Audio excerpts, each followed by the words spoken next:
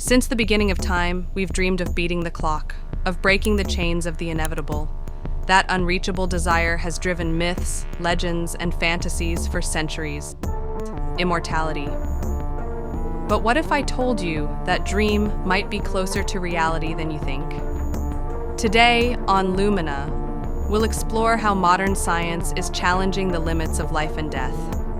Are we on the brink of a world where time stops being our enemy? Stick around and find out.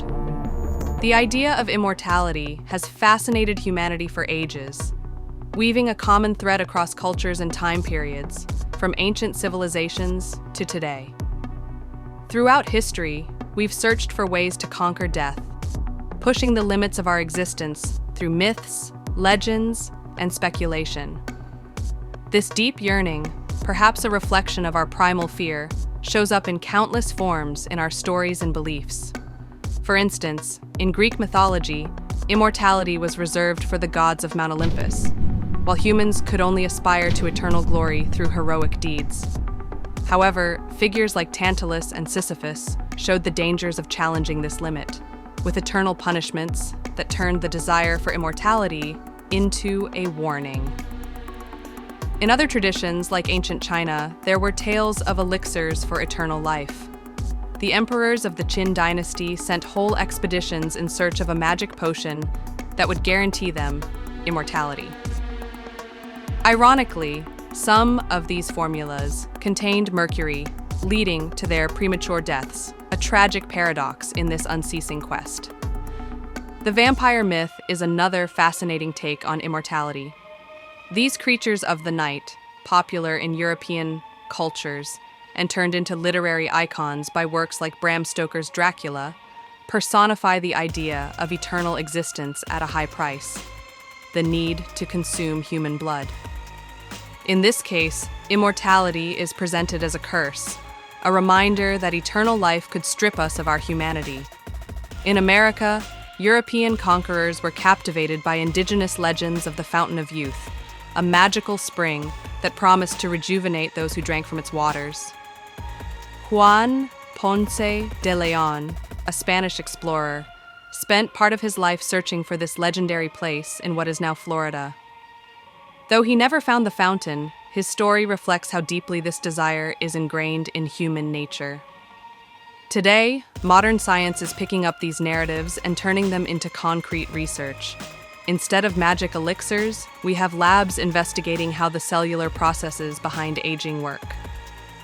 Mythical vampires are turning into metaphors for therapies based on young plasma transfusions, a line of research exploring whether the secret to revitalizing our bodies could be found in the blood of younger people.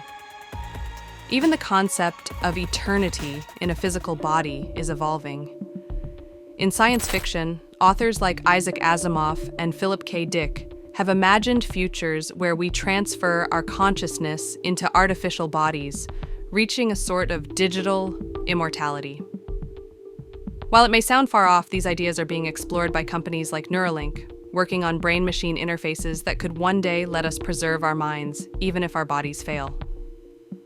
Ultimately, immortality not only raises questions about how to extend our existence, but also about how to give it purpose.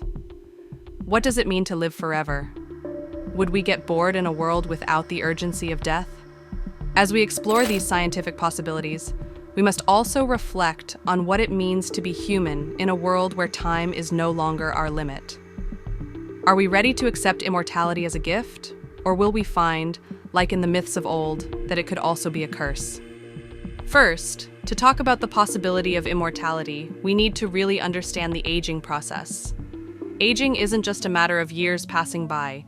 It's a highly complex biological process that happens at the cellular and molecular level.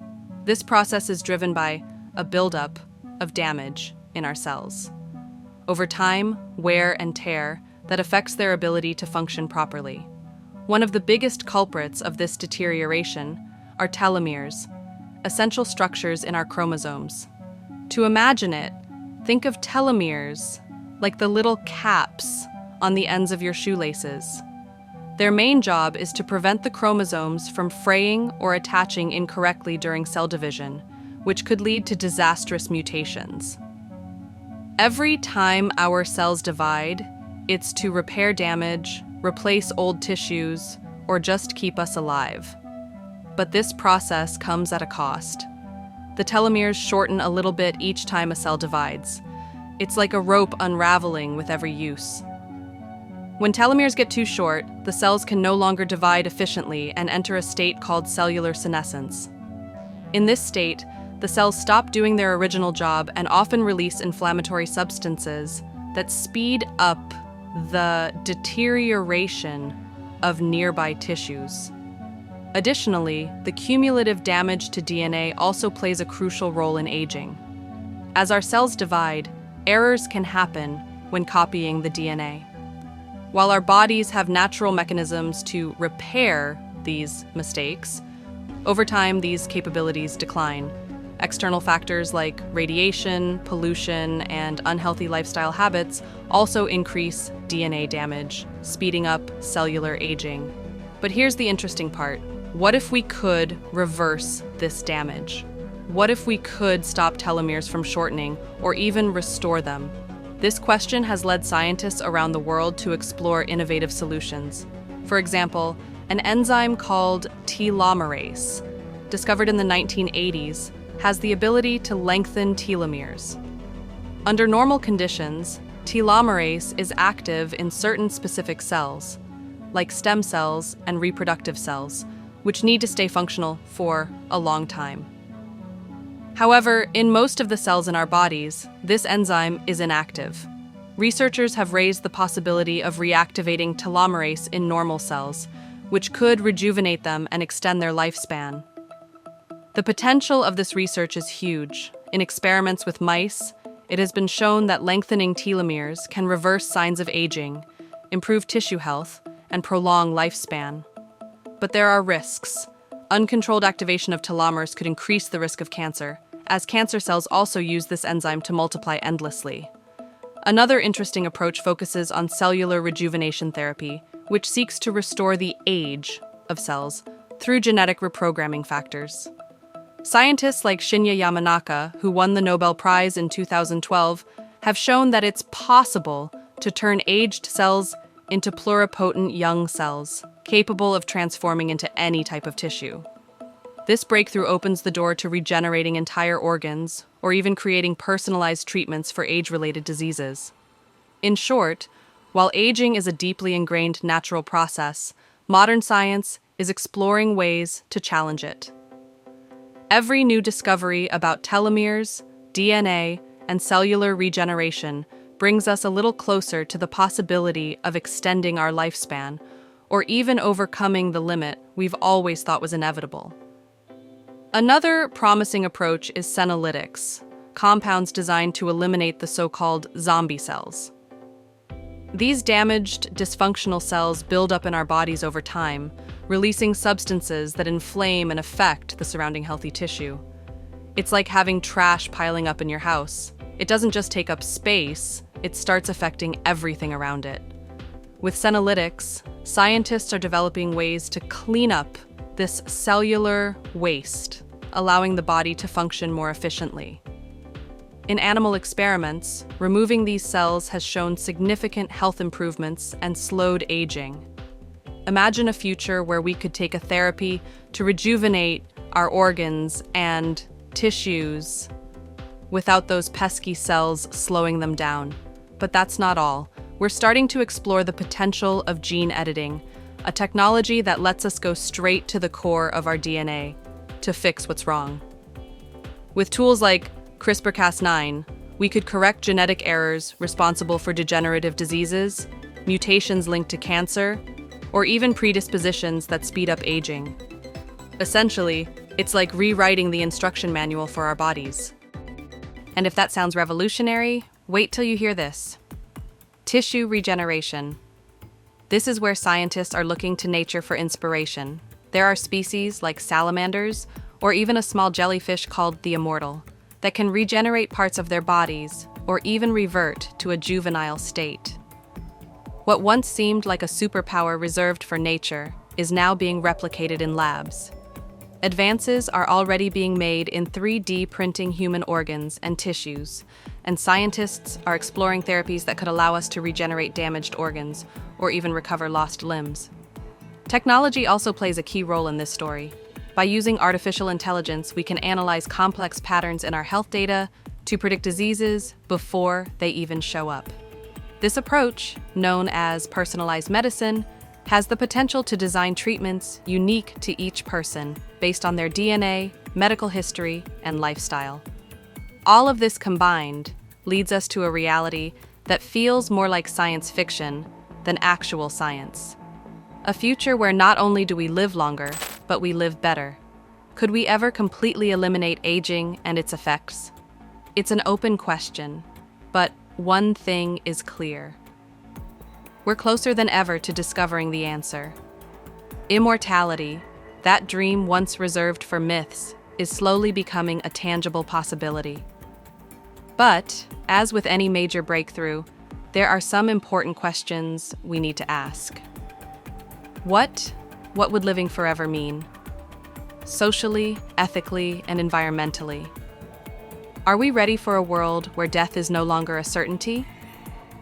Companies like Altos Labs, backed by Google, and Altos Labs, funded by billionaires like Jeff Bezos, are leading a real scientific revolution in the fight against aging. These companies not only have almost unlimited financial resources, but they're also gathering the best scientists from around the world, combining biology, genetics, and AI to tackle aging from multiple angles. For example, Altos Labs' main goal is to better understand the biology that controls lifespan, and they've been working on projects ranging from genetic therapies to compounds that could slow down cellular aging. Their approach is ambitious, not just to extend life, but to drastically improve the quality of those extra years. On the other hand, Altos Labs isn't far behind. This startup, funded with billions of dollars, focuses on an innovative concept known as cellular reprogramming. This process aims to return damaged cells to a younger, more functional state, literally rejuvenating them. It's like hitting the biological reset button. Initial experiments have shown promising results in animals, and the possibility of applying these techniques to humans is closer than we think. What's fascinating about these initiatives is that it's not just about prolonging life for the sake of it, but completely rethinking our relationship with aging. The research from these companies might not only allow us to live longer, but to do so with health and vitality. Instead of tacking on years at the end of life, they're aiming to add life to those years. But the impact of these advancements isn't limited to individuals. If these research projects succeed, they could completely transform our societies, from how we work and relate to others to how we plan our lives. A future where people live to 100, 150, or even 200 years in optimal health is not just a scientific question. It's a challenge to our way of thinking as humanity. Now, let's change perspective. What if the key to immortality isn't in extending our biological bodies, but in transcending them completely? This is where the fascinating world of transhumanism comes in, a philosophical and technological movement aiming to expand human capabilities beyond our biological limits. One of the most revolutionary ideas within transhumanism is a mind uploading, or transfer of the mind. Imagine this: taking all your consciousness, your memories, your personality, and uploading it to a computer, freeing yourself from the limitations of a physical body. You could exist as a digital entity, exploring vast virtual worlds, interacting with others in a completely different reality, and maybe even reaching the stars without the biological limits we currently have. Even though it sounds like science fiction, this approach is being seriously researched. Companies like Neuralink, founded by Elon Musk, are developing brain-machine interfaces that, in their early stages, are meant to help people with disabilities communicate or move. But the potential goes way beyond that. These technologies could, in the future, allow us to transfer and store information directly from our minds, opening the door to the possibility of digitizing our consciousness. We're not just talking about backing up memories here, but something much deeper: the possibility of living forever as a digital form. Imagine it. You could choose your appearance, explore any environment you can imagine, and experience time in ways we don't understand today. The boundaries of life and death, as we know them, would be completely redefined. Of course, this approach raises just as many questions as it does possibilities. What does it mean to be human in a world where our essence could exist outside of a body? Can we really capture what we are in lines of code? Or is there something intangible that can't be digitalized? Also, who would have access to this technology? Will it be a privilege for a few or a universal right? As we explore these questions, transhumanism invites us to imagine a future where immortality isn't about biology, but about data and energy. While we're still far from achieving this, the first steps are already being taken, and with each advancement, we're getting closer to a moment that could forever change what it means to be alive. So, is immortality possible? At least biologically, not yet. But what was once just a distant dream is now being shaped by biotechnology, AI, and genetics. Every day we get closer to unlocking the secrets of life and death. However, these possibilities come with weighty questions: ethical, social, and philosophical dilemmas that we must face. Who will have access to these technologies? How will they impact our society?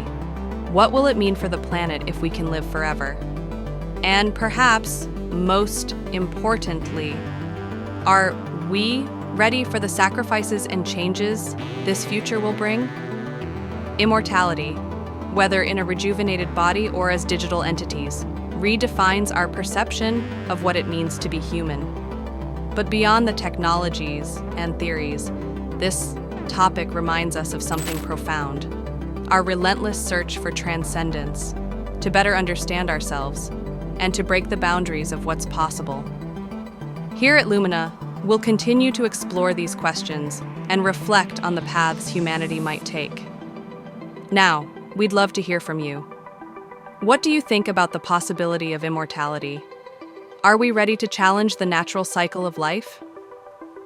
Drop your thoughts in the comments, and if you enjoyed this journey, subscribe for more content like this. Until next time, and remember, the future isn't created alone, we build it together.